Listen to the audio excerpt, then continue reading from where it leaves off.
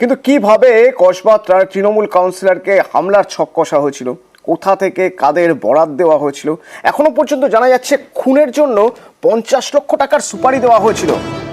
আফরোজ ওরফে গুলজার অন্তত সেরকমই বলছে পুলিশের কাছে। পুলিশ তো তাই দাবি করছে। বিহারের পাপ্পু গ্যাংকে সুপারি দেওয়া হয়েছিল দাবি করছে অভিযুক্ত।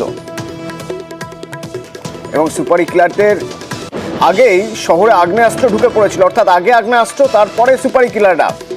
আফরোজ জেরায় এমনই জানাচ্ছে। সুপারির প্রথম কিস্তির পর বিহার থেকে কলকাতায় পিস্তল।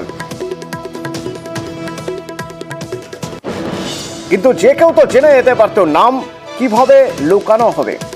এই যে নাম্বার দুষ্কৃতীদের নাম্বার সেভ করেছিল আফরোজ, সেগুলো সেভ করা হয়েছিল মহিলাদের নামে, যাতে চট করে ধরা পড়লেও বোঝা না যায় আসল উদ্দেশ্য কি।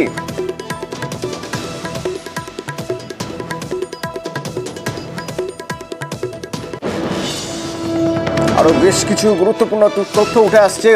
ভুয়ো নাম্বার প্লেট লাগানো স্কুটারে চড়ে সেদিন হামলা হয়েছিল, অর্থাৎ যে স্কুটারের পিছন থেকে নেমে হামলা করলো বা দেখা গেল যে আগ্নেয়াস্ত্র তাক করছে কাউন্সিলরকে লক্ষ্য করে, সেই স্কুটারের যে নাম্বার প্লেট খোঁজ নিয়ে দেখা যাচ্ছে সেই নাম্বার প্লেট ভুয়ো।